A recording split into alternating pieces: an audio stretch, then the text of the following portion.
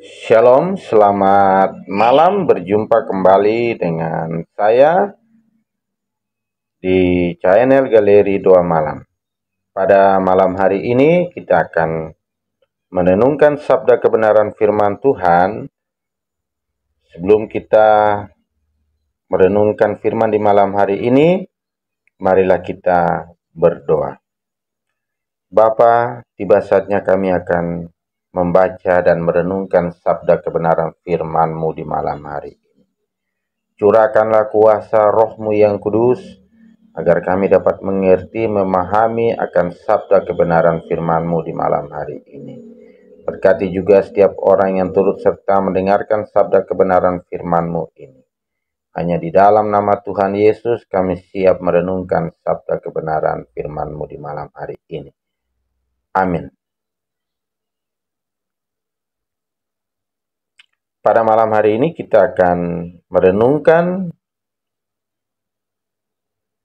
kebenaran firman Tuhan yang terambil dari Kolose 3 ayat yang ke-13. Kolose 3 ayat yang ke-13. Demikian bunyi kebenaran firman Tuhan. Sabarlah kamu seorang terhadap yang lain, dan ampunilah seorang akan yang lain, apabila yang seorang menaruh dendam terhadap yang lain. Sama seperti Tuhan telah mengampuni kamu, kamu perbuat jugalah demikian. Sekali lagi, sabarlah kamu seorang terhadap yang lain, dan ampunilah seorang akan yang lain, apabila yang seorang menaruh dendam terhadap yang lain.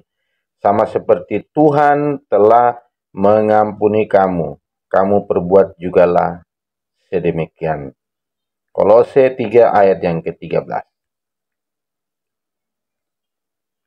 Mengampuni tidak pernah mudah, apalagi jika luka yang ditinggalkan begitu dalam. Rasa sakit, dikhianati, atau diperlakukan tidak adil bisa menimbulkan kepahitan dan membekas bertahun-tahun. Namun Tuhan Yesus tidak memanggil kita untuk hidup dengan beban luka, melainkan untuk hidup dalam kemerdekaan kasih. Mengampuni bukan berarti melupakan kejadian, tetapi melepaskan kuasa luka itu atas hidup kita. Saat kita memilih untuk mengampuni, meskipun itu pahit, itulah langkah awal menuju pemulihan sejati bagi hati kita dan juga hubungan kita dengan sesama dan dengan Tuhan. Yusuf mengalami pengkhianatan paling pahit dari saudara kandungnya.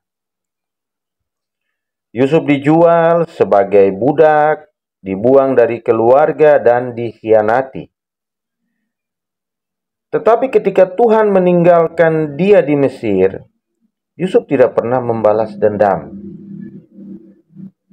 Yusuf justru berkata, "Kamu memang mereka-rekakan yang jahat terhadap aku, tetapi Allah mereka-rekakannya untuk kebaikan." Kejadian 50 ayat yang ke-20.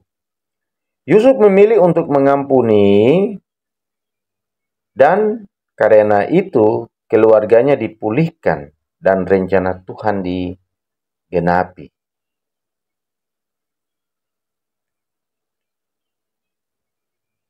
Mengampuni membutuhkan keputusan, bukan perasaan.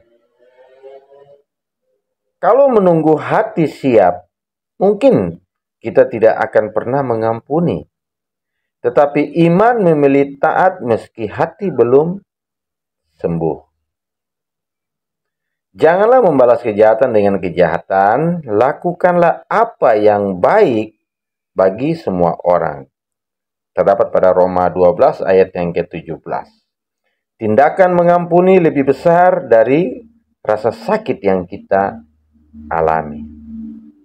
Poin yang kedua, mengampuni bukan membuka pintu pemulihan. Mengampuni membuka pintu pemulihan. Ketika kita melepaskan pengampunan, kita juga sedang membuka jalan bagi Tuhan untuk menyembuhkan hati kita. Amin.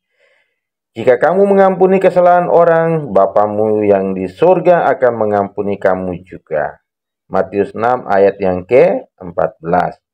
Pengampunan membawa pemulihan bukan hanya bagi orang lain, tetapi juga bagi kita sendiri. Dan yang poin yang ketiga, ketika kita mengampuni, kita menjadi serupa dengan Kristus. Tuhan Yesus di kayu salib berkata, "Ampunilah mereka, bahkan ketika ia sedang disakiti." Inilah teladan kasih yang sejati. Hendaklah kamu ramah seorang terhadap yang lain, penuh kasih mesra, dan saling mengampuni. Sebagaimana Allah di dalam Kristus telah mengampuni kita. Efesus 4 ayat yang ke-32. Mengampuni menjadikan kita cerminan kasih Kristus di dunia ini. Poin yang keempat dalam renungan firman kita di malam hari ini tentang mengampuni.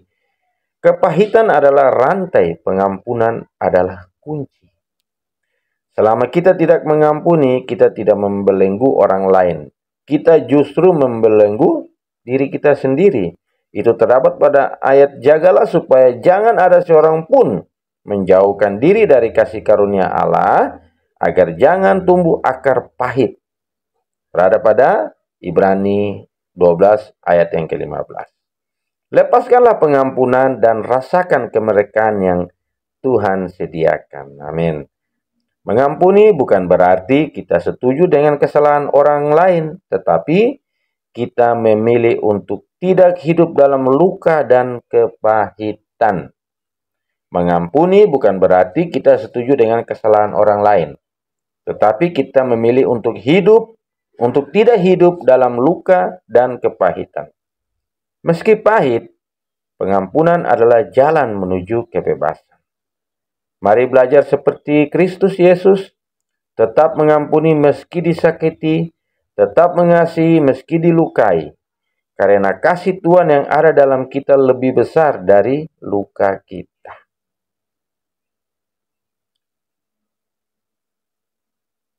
Demikian jauh kebenaran firman Tuhan di malam hari ini.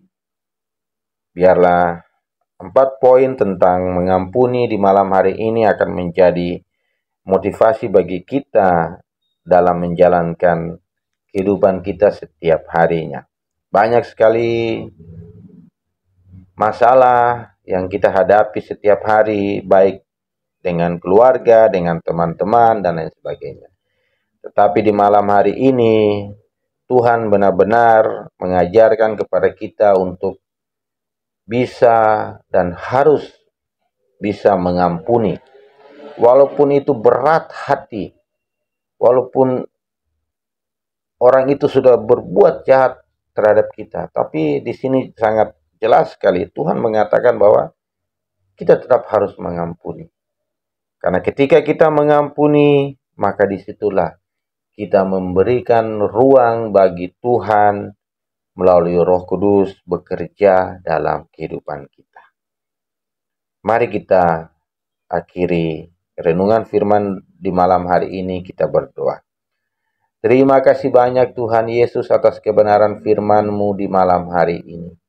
Firman-Mu mengajarkan kepada kami untuk bisa mengampuni, walaupun itu berat dan sangat-sangat berat untuk dilakukan. Tetapi apapun itu masalahnya, apapun itu kejadiannya, tetap Tuhan mengajarkan kepada kita untuk bisa mengampuni kesalahan-kesalahan yang orang perbuat kepada kita. Biarlah firman-Mu di malam hari ini untuk mengajarkan kepada kami bagaimana caranya, walaupun berat hati, kami harus bisa mengampuni kesalahan yang orang perbuat kepada kami. Biarlah sabda kebenaran firman-Mu di malam hari ini Tuhan akan menjadi makanan rohani kami. menjadi penyemangat dalam hidup kami, dalam